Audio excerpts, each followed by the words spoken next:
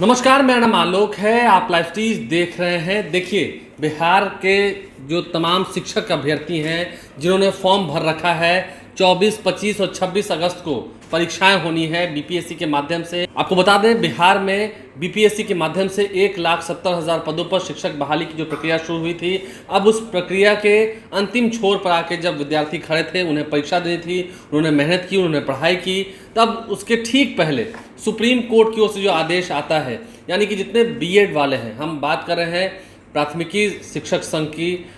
वो भी नाराज़ हैं। प्राथमिकी शिक्षक अभ्यर्थियों की बात कर रहे हैं जो कि प्राथमिकी शिक्षक बनना चाहते थे, यानी कि प्राइमरी टीचर्स की जब बात हो रही है, क्लास 1 to 5 के लिए जो टीचर्स सिलेक्ट होने थे, उन्हें अब परीक्षा क्या देने दिया जाएगा, इस पर फैसला फिलहाल नहीं हो पाया है।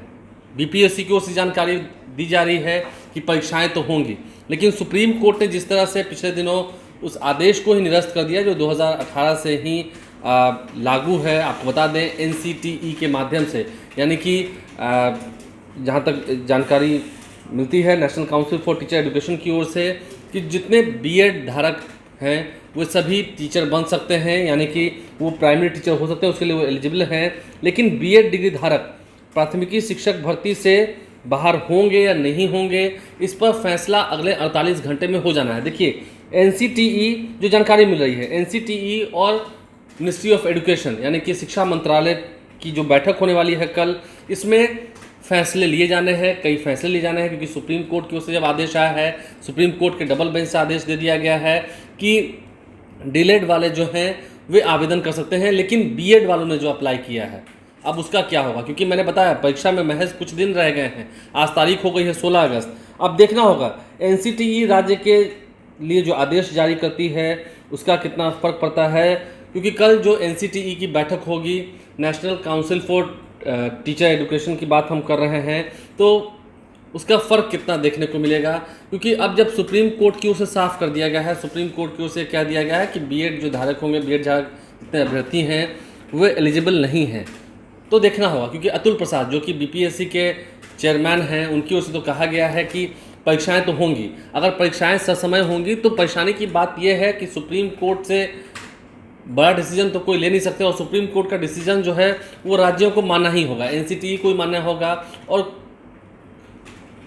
अदालत की जो फैसले हैं उसकी अवहेलना फिलहाल कौन राज्य करे, कोई भी नहीं करते हैं। जहाँ तक बात, जितने जो टीचर्स हैं, जितने जो माध्यमिक शिक्षक संघ के लोग हैं या प्रारंभिक शिक्षक संघ के जितने नेता हैं, वे सभी इसको लेकर काफ़ी नाराज़ हैं। खास करके हम बात करें अभ्यर्थियों की, तो अभ्यर्थियों में भी ये जानने की जिज्ञासा है, उत्सुकता है और टेंशन भी है। हम इसलिए कर रहे हैं, उदासीनता का माहौल भी है कई जगहों पर, क्योंकि उनका कहना है कि हमने पढ़ाई की है और अब जब सुप्रीम कोर्ट का आदेश आया है तो उसके बाद पता चला कि परीक्षा तो ले ली गई, लेकिन फिर उसका रिजल्ट नहीं आया, आगे काफ़ी जो दिक्कतें हैं वो देखनी पड़ेंगी। तो ऐसे में अब जो खबर निकल के आ रही है दिल्ली से कि कल एनसीटीई और मिनिस्ट्री ऑफ एजुकेशन की जो बैठक होनी है उसमें फैसले लिए जाएंगे, और जो एनसीटीई के पत्र के बाद देखना होगा, एनसीटीई जो पत्र जारी करेगी उसके बाद देखना होगा कि बिहार में क्या फैसला लिया जाता है बीपीएससी बहाली पर। इसका सीधा सीधी असर देखने को मिलेगा, क्योंकि कई सारे अभ्यर्थियों की ओर से शिकायत आ रही है कि पढ़ाई में डिस्टर्ब हो रहा है, समय काफ़ी कम है। तो ऐसे में देखना होगा, कई सारे शिक्षकों से भी हमने बातचीत की है, कई सारे जो प्रसिद्ध शिक्षक हैं राजधानी पटना से लेकर हम बिहार के कई ज़िलों की बात करें, वहाँ पर शिक्षकों का कहना है कि अभ्यर्थियों ने खूब कोशिश की। देखिए, 8.5 लाख फॉर्म भरे जा चुके हैं, जिसमें से लाखों की संख्या में जो अभ्यर्थी हैं वो बाहर के भी हैं, यानी कि अदर स्टेट्स के भी हैं। तो कंपटीशन काफ़ी टफ होता, लोगों ने तैयारी कर ली है, और अब जब परीक्षा की घड़ी आई है तो परीक्षा दें ना दें, 9, 10, 11, 12 वालों का, यानी कि जो सेकेंडरी एजुकेशन के लिए हैं, हायर सेकेंडरी एजुकेशन के लिए हैं, उनके लिए तो रास्ता साफ है, उन्हें तो परीक्षा देनी ही देनी है जो कुछ दिनों के अंदर होने वाली है। लेकिन जो बचे हुए हैं, यानी कि हम प्राथमिकी शिक्षक की बात कर रहे हैं, प्राथमिकी शिक्षक अभ्यर्थियों की बात कर रहे हैं, प्राथमिकी शिक्षक भर्ती से क्या उन्हें लाभ हो रहा है। देखिए, वैकेंसीज तो निकाली गई हैं, लेकिन क्या वो बाहर हो जाएंगे इस भर्ती परीक्षा से, क्या फिर से फॉर्म भरना पड़ेगा डीलेट के आधार पर, या फिर परीक्षाएं होंगी,